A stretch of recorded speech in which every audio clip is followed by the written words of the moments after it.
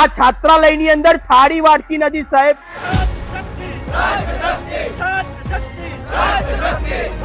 કોઈ પણ પ્રોબ્લેમ થઈને સોલ્વ કરવાનું વિચારવાનું, પ્રોબ્લેમ જ ખતમ કરી નાખવાની. અહીંયા જર્જરિત છે, બધું બતાવીએ તમને. એક તરફ ગુજરાતની અંદર જ્યારે વિકાસની વાતો થાય છે, એક તરફ જ્યારે કહેવાય છે કે હવે શિક્ષણ ક્ષેત્રે પણ ગુજરાત એ અવ્વલ નંબર 1 છે, પરંતુ હું અત્યારે ઊભો છું આણંદ જિલ્લાના જોડ ગામે કે જ્યાં આગળ સરકારી કુમાર છાત્રાલય આવી છે. મિત્રો, વારંવાર આ છાત્રાલયની અંદર વિદ્યાર્થીઓને ઉપવાસ આંદોલન પણ બેસી જવું પડે છે. અરે શા માટે? જી હા મિત્રો, હું વાત કરી રહ્યો છું કે થોડાક દિવસ પહેલા જ સરકારી કુમાર છાત્રાલય વડતાલ રોડ જોડ ખાતે આવેલી છે, ત્યાં આગળ વિદ્યાર્થીઓએ તેમના 17 થી 18 જેટલા પ્રશ્નોને લઈને આંદોલન કર્યું હતું. તેઓએ અવાજ ઉઠાવ્યો હતો અને અહીંયા આગળના તંત્ર દ્વારા પણ તેઓને બાંહેધરી આપવામાં આવી હતી કે ટૂંક સમયની અંદર તમે તેમનું સોલ્યુશન કરી દઈશું. પરંતુ ક્યાંક આજે એટલા માટે બોલવું પડે છે કે એક તો ઠંડીનો સમય છે અને આજે આ વિદ્યાર્થીઓ છે ને તે બહાર બેસી રહ્યા છે અને આ વિદ્યાર્થીઓ માટે અમારે આજે બોલવું પડે છે, કારણ કે તંત્ર 4-5 દિવસ ઉપરનો સમય થઈ ગયો તેમ છતાં વિદ્યાર્થીઓની પ્રાથમિક જરૂરિયાત માટે જો એવું કહી રહ્યું છે કે હજી પણ અમારે સમય જોઈએ છે. અરે સાહેબ, આ તો કેવો તમારે સમય જોઈએ છે? તમે એમની પ્રાથમિક જરૂરિયાત પૂરી નથી કરી શકતા. ચાલો વિદ્યાર્થીઓ સાથે વાત કરીએ, વધુ વિષય જાણીએ કે શું છે. જી, આપનું નામ અને પરિચય. મારું નામ બાંભણિયા જયેશ લાભુભાઈ છે. હું અહીંયા પીજી ડિપાર્ટમેન્ટ સોશિયોલોજીમાં અભ્યાસ કરું છું.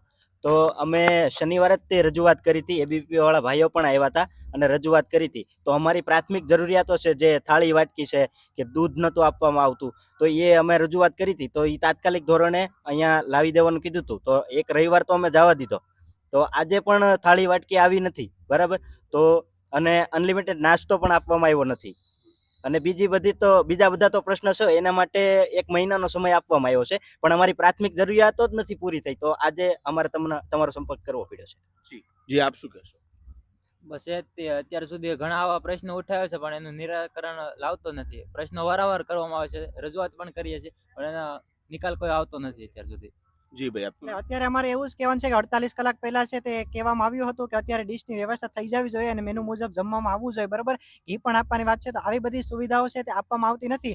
હવે વિદ્યાર્થીઓને માત્ર ને માત્ર એવું જ કહેવાનું છે કે જો અત્યારે છે અમને ડીશ આપવામાં નહીં આવે અને જે ટેન્ડરમાં લખ્યું છે તે મુજબનું જમવાનું નહીં આવે ત્યાં સુધી છે અહીંયાથી એક પણ વિદ્યાર્થી છે તો ઊભા નહીં થાય.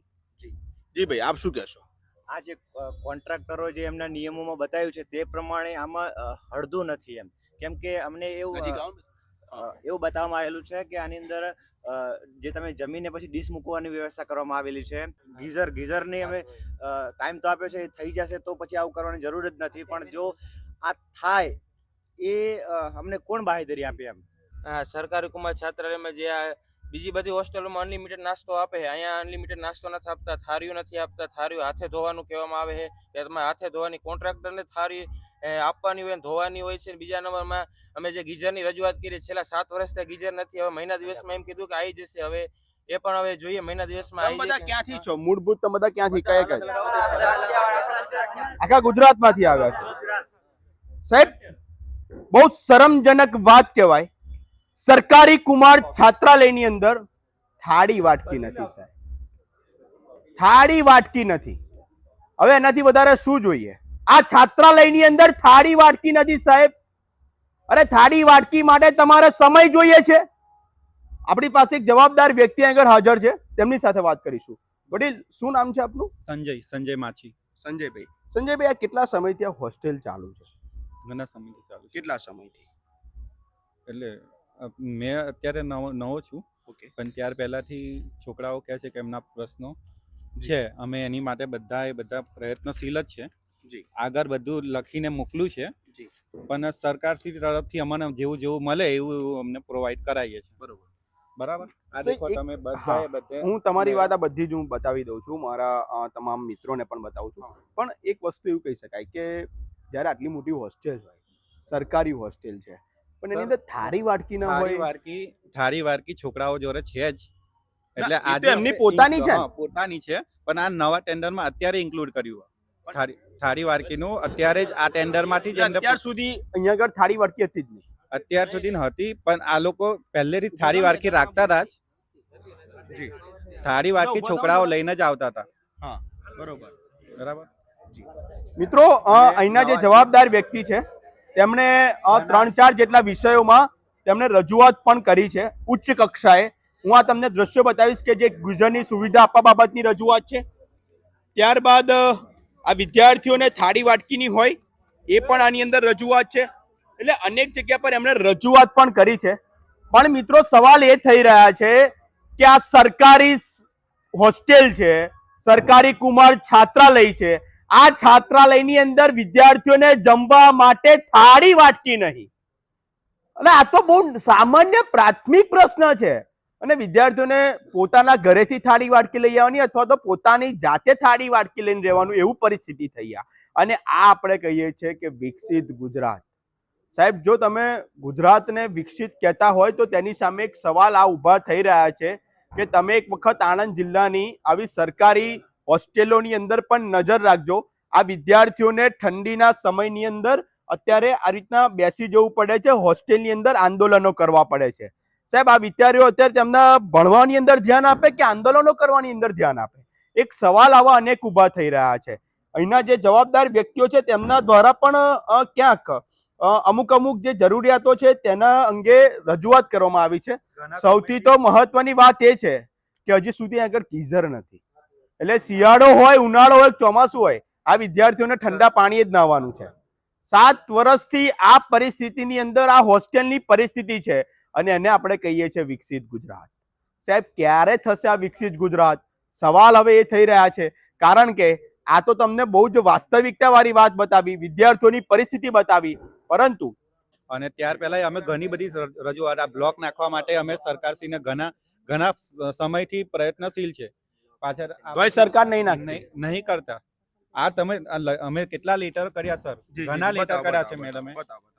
દેખો, બધા પ્રશ્નો માટે અમે સરકારશ્રીને બહુ ઘણી રજૂઆત કરી છે, પણ સરકાર નહીં કરતા. ઉપરથી આવે તો અમે આપીએ ને, ઉપરથી આવે તો અમારે કઈ ઘરનું આપવાનું નથી. અમે કેટલી વાર એમના માટે ઘણી રજૂઆત કરી. મેં છે મેડમે ઘણી રજૂઆત કરી છે. કોણ છે આ મેડમ તમારા?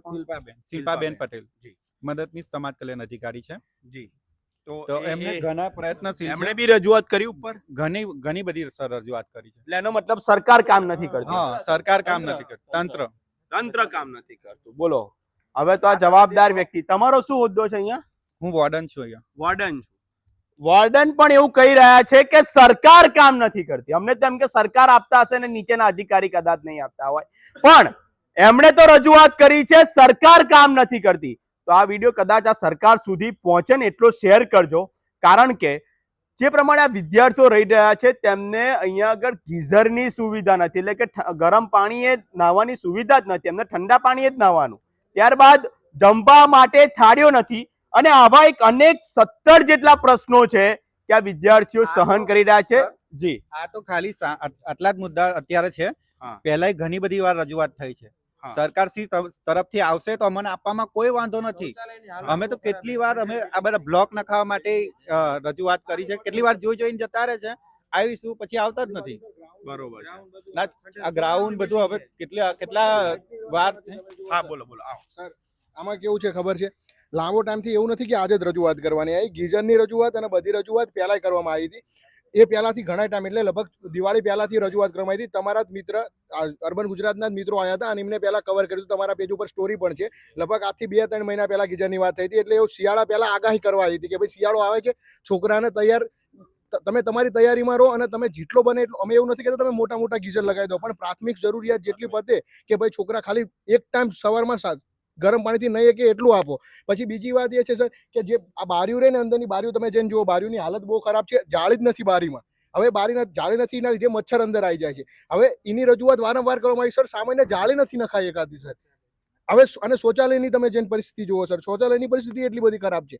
તમે શૌચાલયની પરિસ્થિતિ અમુકમાં પાણી નથી આવતું, પાણી આવે છે તો અંદર નથી જતું. અને જે બાયચાન્સ બ્લોક થાય સર, એને કેવું મારે તાળું મારી દેવામાં આવે છે સર.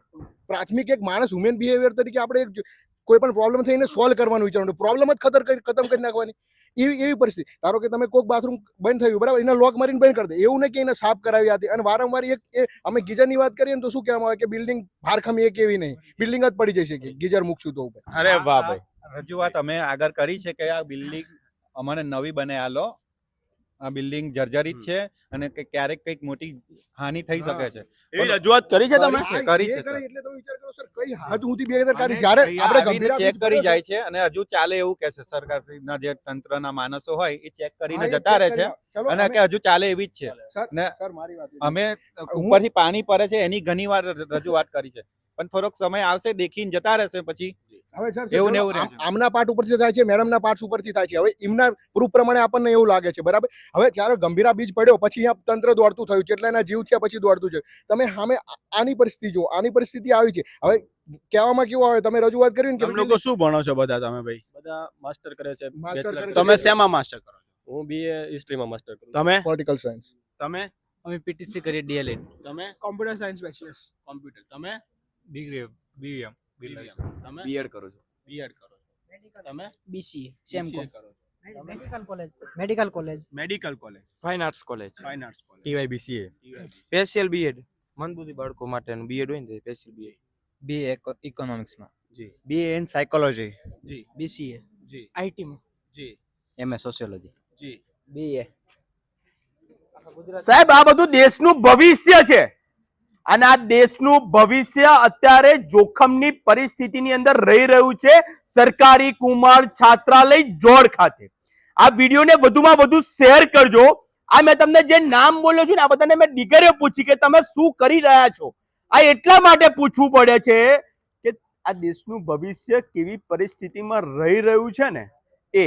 અને આ જ્યારે દેશનું ભવિષ્યને અત્યારે આંદોલન પર ઉતરવું પડે છે, ઠંડી છે તેમ છતાં અહીંના વોર્ડન પણ કહી રહ્યા છે કે અમે રજૂઆત કરીને થાક્યા, અમારા મેડમ રજૂઆત કરીને થાક્યા, તેમ છતાં કોઈ પણ તંત્ર ભાન નથી લેતું, એટલે કોઈ પણ તંત્રને જવાબદાર પણ નથી લેતું. અનેક વખત રજૂઆત કરી. નવી બિલ્ડિંગની જ માંગ છે. તમે આવીને ચેક કરી જુઓ છો. તૈયાર જર્જરિત છે, બધું બતાવીએ તમને. જી નવી ચલો તો બતાવી દઈએ. જી જી હા ચલો જી. તમને એટલે મિત્રો બીજો એપિસોડ એમની બિલ્ડિંગનો પણ બતાવીશું. ત્યાં સુધી અમારી સાથે જોડાયેલા રહેજો અને આ વિડીયો વધુમાં વધુ શેર કરજો કે જેથી કરીને સરકાર સુધી આ વિડીયો પહોંચે. એક તરફ જ્યારે ગુજરાત સરકાર વિકસિત ગુજરાતની વાતો કરી રહી છે ત્યારે વાસ્તવિકમાં અમુક વાતની પરિસ્થિતિ ખૂબ અલગ છે. આ સરકારી કુમાર છાત્રાલયની આ વાત છે. ગુજરાતમાંથી અનેક વિદ્યાર્થીઓ અહીંયા આગળ ભણવા માટે વિદ્યાનગરની અંદર આવતા હોય છે, આણંદની અંદર આવતા હોય છે. શિક્ષણ નગરી તરીકે આપણું વિદ્યાનગર આણંદ પ્રચલિત છે, ત્યારે કુમાર છાત્રાલયની શું પરિસ્થિતિ છે ને તેની વાસ્તવિકતા બહુ અલગ છે. પણ અમારી સાથે સતત જોડાયેલા રહેજો અને આ વિડીયો વધુમાં વધુ શેર કરો કે ગુજરાત સરકાર સુધી પણ પહોંચે અને કદાચ આ વિદ્યાર્થીઓનું નિરાકરણ લાવે અને જે આરામથી પોતાની એસીની ચેમ્બરમાં બેઠેલા અધિકારીઓની આંખ ખુલે. સતત અપડેટ માટે અર્બન ગુજરાત સાથે જોડાઈ રહેજો. કેમેરામેન દેવ ઠાકોર સાથે હું છું આપનો મિત્ર મનન ઇંગુ, અર્બન ગુજરાત.